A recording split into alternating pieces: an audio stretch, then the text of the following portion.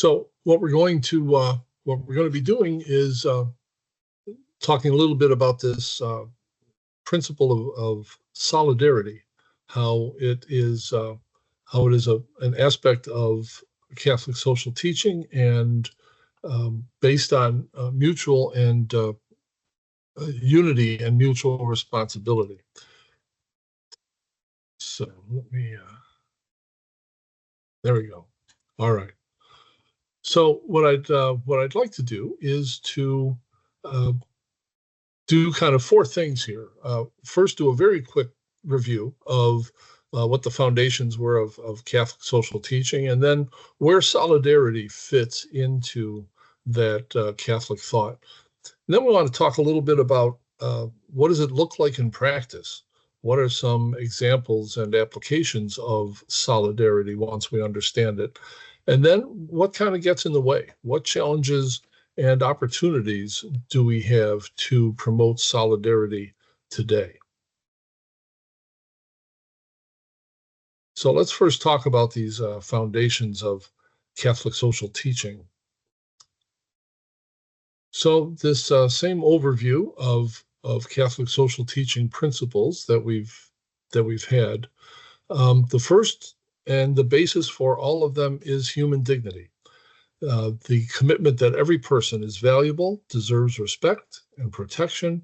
That's really the foundation of everything else that we teach in our teaching of our doctrine of social teaching. So one of the second big ones is the common good, that not only is every person valuable, but when all members reach their full potential, then the common good is enhanced. So it is not just looking at what's important for each individual person, but what is good for the society, the culture, the state as a whole. And then typically there's a joining of these two topics of subsidiarity and solidarity. You know, there are a lot of, because we now have a long teaching of Catholic social teaching since 1891. Because of that, we have a lot of different lists of what the principles are. The most common one from the U.S. bishops that I talked about last time has 7 principles. I've seen some that have 10. There are sometimes some that have 4, and this is what it looks like when there is 4. Dignity, common good, subsidiarity, and solidarity. Subsidiarity is just the concept that making decisions at the lowest level possible so that there is not a higher structure that is overpowering to whatever group you're in. You don't want the federal government in charge of plowing the city streets, for example. That's way beyond the scope of what ought to be at that level. So that decision ought to be made at the town level or the city level. And so solidarity goes with that, so that while decisions are made at that level, there also has to be a recognition that there are some things that need to be at a higher level in order to foster unity and support among everyone. And the fourth one is the preferential option for the poor, so that we always respect the needs of the poor and the vulnerable, with an intention to promote justice and peace. So very quickly, we know that the Catholic social teaching began as a response to the social upheaval and injustices of industrialization. And Rerum Novarum in 1891, written by Pope Leo XIII, was the formal start of Catholic social teaching. And in one of his very early messages, Pope Leo XIV said that just as Leo XIII wanted to define what the role of the church was in the Industrial Revolution, he wants to define what the role of the church is in the Information Revolution. So he was very clear about why he chose Leo XIV. When knowing Catholic social teaching as well as I do, when they announced who he was at I was shocked that he was an American, and then I was thrilled that he had worked so long in Peru with the poor. And then when he chose Leo the 14th, I nearly fell off my chair. It was just so great. Um, so Catholic social teaching has evolved to tackle contemporary issues. And so it does change, and we do have different insights as we've gone on for this 130 years or so of Catholic social teaching. So what's it mean in Catholic thought? The best thing I think to do is to take this definition of it from St. John Paul II. He wrote he wrote an encyclical called Solicitudo Rei Socialis, and in English, social concern. And I think he very beautifully said this, that solidarity is not a feeling of vague compassion or shallow distress at the misfortunes of so many people, both near and far. On the contrary, it is a firm and persevering determination to commit oneself to the common good. That is to say, to the good of all and of each individual, because we are all really responsible for all. And I don't think it can be put better than that. It is this determination to commit to the common good, so that, just as we said, it's the good of each individual, but also the common good as well, so that both things have to be balanced and lifted up, because, as he says, we are all really responsible for all. So that gives us a moral and a spiritual obligation as Catholics, because we see this as not just something political, but as a spiritual duty, inspired by the Christian principles that we have of love and compassion. You know, when we talk about Matthew 25 and feeding the poor and clothing the naked and sheltering the homeless and welcoming the stranger, all of those things give us that spiritual duty. And so that spiritual component results in actual move and actual actions in the political world, in the real world. And so that obligation then takes us to standing with the marginalized, so that those of us who are disciples, who are missionary disciples, are urged to support these marginalized communities and to always actively advocate for justice. So how does solidarity relate to human dignity, which is the core of our Catholic social teaching, and also to the common good? Well, you could figure that out pretty easily. That solidarity is one way of upholding human dignity, because it ensures that every person has access to those essential rights and resources for a fulfilling life. Pope Paul VI, in one of his encyclicals, talked about what those rights and resources are for a fulfilling life, and it was, not just a right to food and to shelter, but also a right to valuable work, a right to education, a right to health care, all of those things that are required to uphold and to promote the human dignity of our brothers and sisters. And then, of course, that leads us to think about not just these individuals, not just the people that you serve one at a time, the guy the family that comes in for food, or the folks that need help with some of their grandparenting or parenting, or all of those people are individually helped, but we also have to be focused on the common good, and that is on the social structures that promote justice and equality. To a great extent, what we say is that the idea of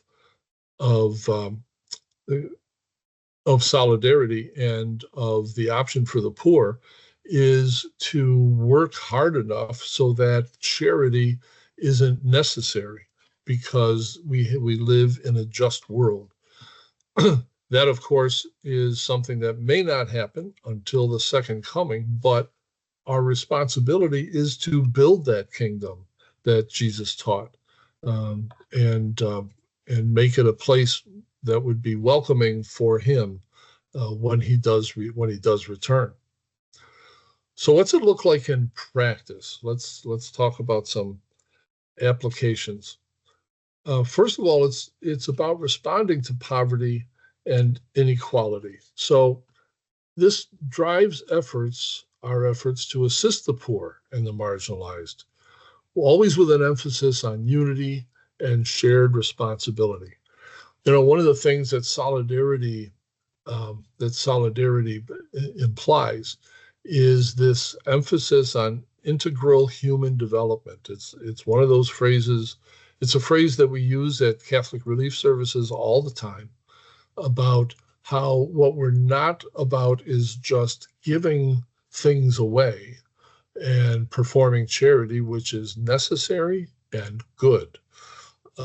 But it's also taking that other step to say, how are we working to actually develop people as individuals and as groups so that it's assisting the poor and the marginalized, but also giving them a voice in how their own society develops, giving them a voice in what it is that they need and how they want to attain it. There are times when well-meaning people um, have perform acts of charity that don't necessarily fit what it is that people need. And again, they're well-meaning, but what they haven't done is taken the time to inquire and to learn what it is that's needed by the group that they're trying to help. And instead, they kind of I think this typically happens with Americans because we have this idea that we know best because we are Americans, and so we're able to figure it out, and we know what's best for them, and we get very paternalistic and do things without asking the folks what it is that they need. And I'm always reminded of the story of the blind man that approaches Jesus, and he comes up to Jesus, and Jesus says to him, "What do you want me to do for you?"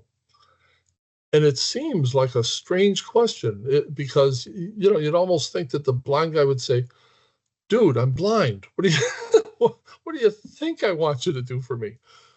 But it's an indication that Jesus didn't assume. Jesus did not assume what it was that the person needed, even though he was blind. And so he used that opportunity to make that connection with the person so that they could express what it is that was lacking in their life that he could possibly provide for them. So it is also another way of applying this idea of solidarity is one way of calling it is fair resource distribution, so that everybody has equitable access to the resources and that marginalized groups get the opportunity that everyone is entitled to. There is a term in Catholic social teaching called the universal destination of goods. And it's a pretty radical understanding that a lot of people kind of bristle at sometimes when you explain it, because what it means is you don't have the right. The church teaches that there is a right to owning personal property only if your ownership of property does not is not a negative result on someone else, and that you use your ownership of the property to help those people who don't have more. So it's to a great extent, it's like none of us really own anything. Everything is owned by God, and we're only the stewards of it. And so all the things that we have are given to us in order to enhance the common good and solidarity. And so, of course, compassion and justice are linked together. Again, it's kind of like charity and justice put together, both promoting dignity and ensuring equality for individuals. So it also implies that we promote global responsibility. There is some talk in some political circles where some people condemn others or criticize others for being globalists. And it turns into kind of one of those America first kind of thinking, which is really contrary to what the church teaches about what it means to be responsible on a global world. We live in a globalized society now. We are no longer living in walled communities that don't have an understanding of everywhere else. We know everything that's going on around the world. And so solidarity encourages us to foster inclusive communities where everyone feels valued and connected. And it also encourages us to embrace global responsibility, that we are in fact connected, and that we have a shared accountability for global well-being. I was, especially because I work so closely with Catholic Relief Services, my heart was broken when the United States administration removed all foreign aid. This is exactly the opposite of embracing global responsibility. Is it our responsibility to help people that are starving and need medicine around the world? Yes, because we have so much that others don't. And the amount that we're actually sharing with them is so minuscule to the amount of money spent on domestic things that it really doesn't make sense for us to eliminate that. That's a topic for another day, perhaps. So what are some of the challenges but that also create opportunities for solidarity? So let's talk a little bit about some of the barriers. The first is, and this is a very American thing, this individualism. The recent popes have talked about the hazard of individualism, and it makes everybody think that you've got to take care of number one, and that charity begins at home, which is nothing that the church would ever teach. But it limits that collective action, so that as long as I'm okay, and as long as those near me are okay, that's all I need to worry about. And so that's part of a cultural thing, at least in the United States. I can't speak for other countries, but we see how rampant it is in so many places around our country, and it causes us to downplay our responsibility for those on a larger scale, especially those around the world. Is there any denial that we are socially fragmented, especially with the effects of racism and the ongoing prejudice? We see it in the efforts of ICE to deport more people than the criminals. There's a whole that fragmentation is what the result is of having even today having a caste system in our society, based sometimes on income, based sometimes on race, but sometimes based on geography and location. But certainly we are fragmented as a society. And we know about this economic inequality, both an unequal distribution of income and an unequal distribution of wealth. And we see that as over the last few decades, there has been a growing gap between those that have and those that have less or have not. And that gap continues to grow both on an income level and on the distribution of wealth. It's still the case that many marginalized communities are not able to build that personal wealth, that family wealth that allows them to continue their family and to hand something down so that their community is better off. And none of us would deny what the political polarization looks like today. There's very little cooperation between Democrats and Republicans, between conservatives and liberals, even within the church, which is really heartbreaking. Even within the church, we see people at odds over a whole lot of political views, and even in families, we know that's true. All of that stands in the way of us really creating an understanding and an action towards solidarity. So, what are some of the ways that we can build solidarity in this globalized world? Well, first of all, transnational networks. So, certainly, if it was more effective, this is the idea of what the UN is about, so that there is a network of things that go on, but it's also things like the World Health Organization. It's also things like even UNICEF. Certainly Catholic Relief Services is a transnational network that connects people. It's intended to connect people around the world.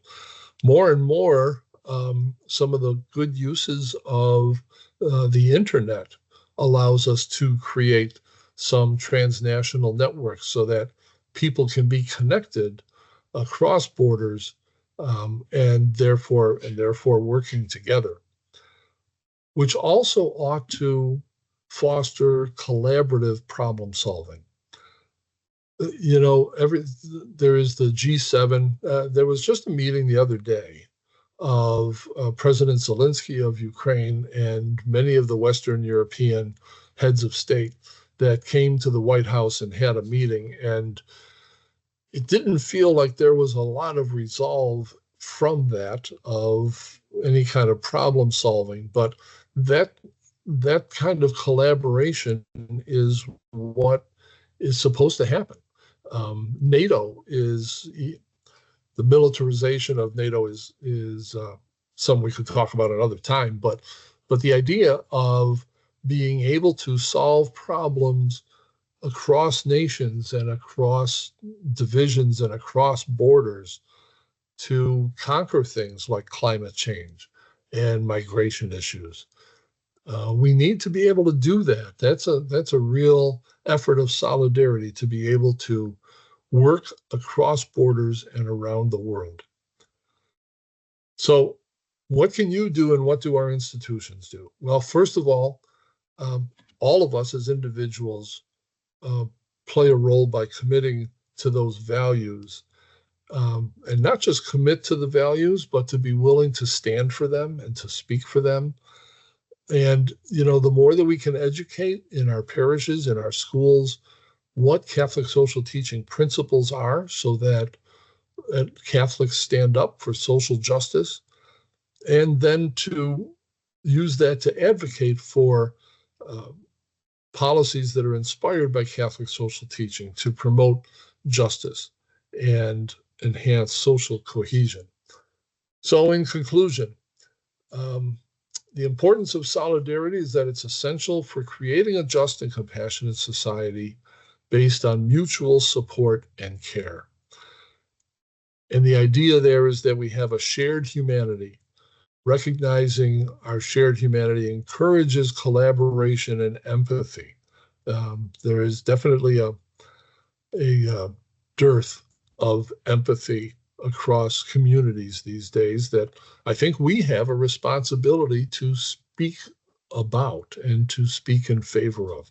And that should push us to collective action, to work together for the common good, not just as individuals, but to gather together as a community to promote solidarity and the common good and the moral commitment to that. So that there we go. Let me see if I can get.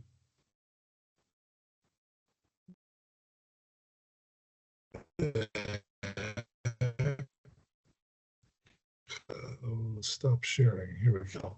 Okay, there we are. Back to humans again. Okay, I know that it's 12:30, and I think that that's what we promised, was that we could end at 12:30. I think any of you that would like to move along, you're free to do so. I'm also willing to hang around for a couple of minutes if anybody has any questions. So it's up to you. But feel free to take off. Thank you very much. I'm so grateful for the way you put all this together in a very thoughtful and measured way. I know myself, I have been guilty of responding emotionally to many of the things going on in our current society. We as an agency have felt the impact of reduced funding for a number of programs and continue to advocate, for restoration for those things. I'm reminded of a favorite quote by Mother Teresa, who said the problem with the world is that we have forgotten that we belong to one another, which is the foundation of solidarity. And as you were listing the global entities, Caritas comes to mind, which of course is the international arm of Catholic Charities. Our American-centric way of thinking would lead us to believe that, the diocese in the United States, we have Catholic Charities, but across the world, it's Caritas, which is loosely translated Christian love, agape, love that goes beyond filial or even emotional. It's actually placing the needs of the other ahead of my own needs. It's the love that Christ challenges us to love one another with, the love that he shows to us, which is what makes, really, that's what sets Christians apart. And that's really the foundation of what we do here. And so thought it was really helpful. This ties it all together beautifully.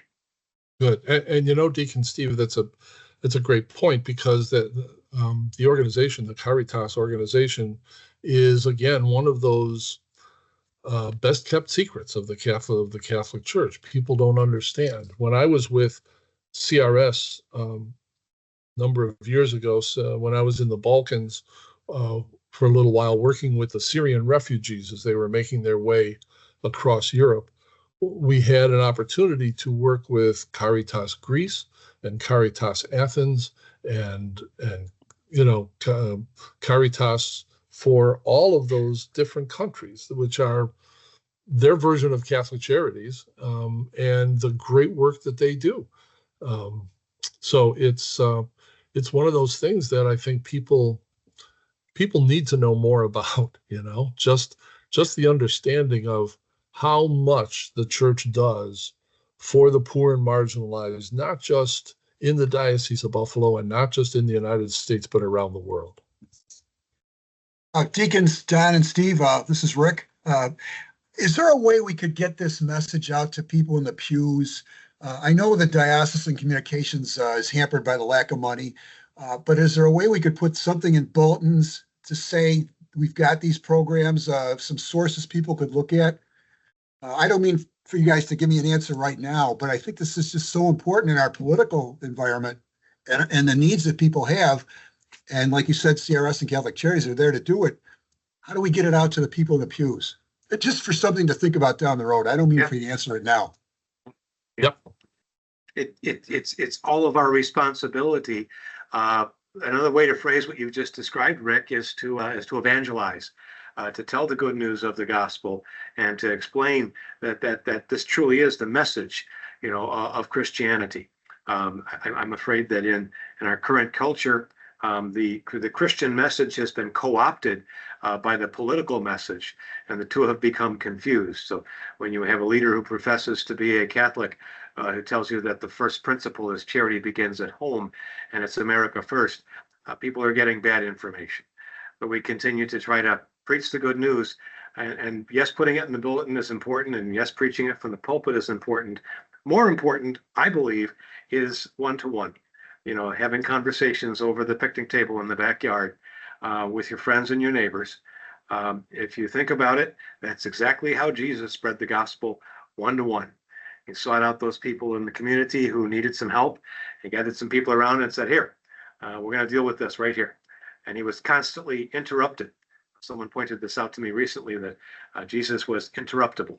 Every place he was going, he was on his way from here to there, and all of a sudden this lady pops up, says, I'm bleeding. Another guy pops up, says, I'm blind. I'm lame. It was never like that's not what he was planning, but there it was. And I really believe that that's how we're called to spread the good news, is one-to-one when the opportunity presents itself.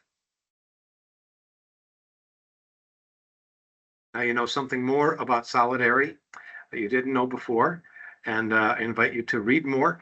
There's boy, the resources available online are myriad and limitless, you know. And so thanks again to Deacon Don for bringing us together. Anybody else have thoughts they want to share? Or it's kind of fun to ask Don questions, because he's really smart, and I've never seen him stumped, but it would be fun, you know. Oh, I've been stumped. My favorite thing to do when someone asks me a difficult question, especially at the parish, is I'll say, oh, I'm just the deacon. That's a really good question for the pastor. And if I do it in earshot of the pastor, he usually shoots me a look like, thanks a lot. If anybody thinks of a question after this session, feel free to shoot me an email. My email address is very simple, deacondon@gmail.com. So an idea, a question, anything, feel free to communicate. Ebony's hand is up. So I had to unmute myself. How you doing, Deacon Don? And Good, everybody Ebony, how are online? you? All right. Listen, your message was wonderful today, and I really appreciate it. But as a Catholic, and as I see the numbers dropping because of various things that are happening within the church and within the world, regarding losing funding, regarding non-belief of our beliefs anymore. You said go to each person. How do you encourage me? Honestly, as one of the last standing amongst my friends, how do you encourage me to let them know, to speak the good word? I'm always going to do it, but they're like, okay, yeah, I hear you, I understand you, but that's not really what's going on. I got to look out for me and my family right now, as you spoke before. But that's hard to do, and it is a must that we do it. So what is your advice when it comes to times like that, when we know we have to look out for our own, especially for these times, but when the belief system has been challenged among Catholics in our society? What's your advice to that, even if we do go one by one to each person as Jesus did?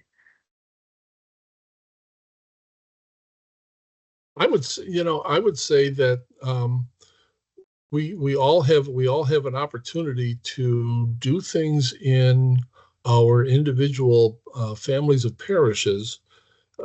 There may be an opportunity to start something that isn't already there, and I don't mean on a grand scale. I don't mean having some brand new huge organization or something in the family of parishes, but one of the things that I'd recommend is that you can go to the in-reach outreach pillar, whoever the folks are in that pillar, and speak to them about the responsibility that pillar has for not just reaching out to the marginalized, but for educating and for promoting social justice. And then go over and talk to the Forming Disciples pillar and tell them about how the education is is important, not just from the catechism, but from the compendium of Catholic social teaching as well. It's important for us to do this on a kind of organized level, and there aren't enough people sometimes who promote this in the places that can get things done.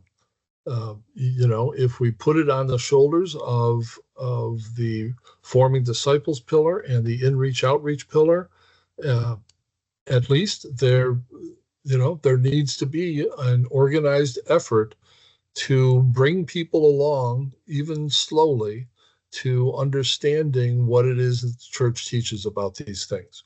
And whatever form that takes best in your parish, maybe it's stuff in the bulletin, maybe it's having getting the pastor to allow a speaker now and then for 2 minutes at the end of Mass about one issue or another, whatever it is. What we do know is that people are very unlikely to attend something on a Tuesday evening or something. I mean, people just don't come out most of the time. But if you've got them there in the church, it seems to me that there's an opportunity there to say something to them that they will hear at least on a regular basis, if not every week. Does that help, Ebony? Excuse me. Yeah, it does. It does help a little. Thank you very much. I just found out about the pillar. There's a meeting this weekend, so thank you. I will pay more attention in that meeting. Thank you.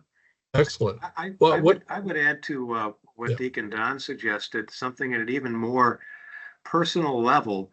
The simple things, the simple acts of mercy that we can each do.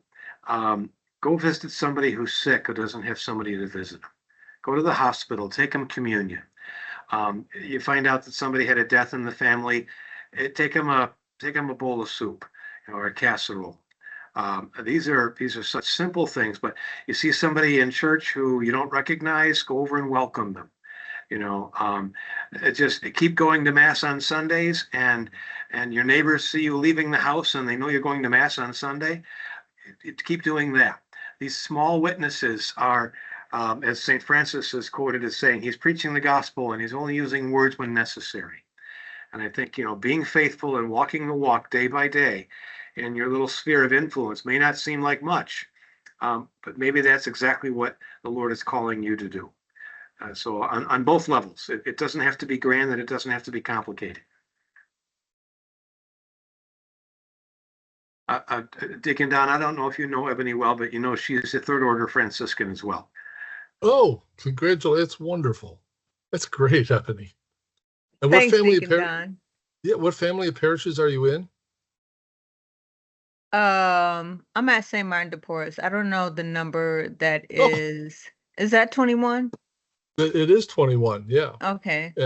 And I will in fact I'm gonna be diaconating at Martin de Porres this weekend. So Awesome. So feel free to say hello so I can see your face when you come I up. sure will. Thank you. All right.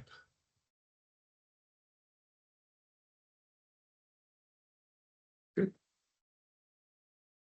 Well, once again, Deacon Don, thank you. We're grateful for what you do for us and what you do for our community. Once again, if you have questions, reach out to Deacon Don. Gabby, do we have our next session scheduled yet?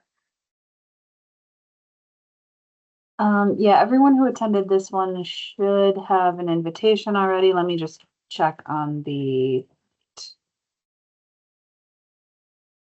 it's September 24th. Oh, coming up. Very good. Wonderful.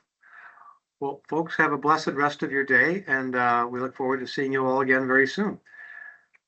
Bye now. Thank you. Thanks for listening, folks. God bless your ministries.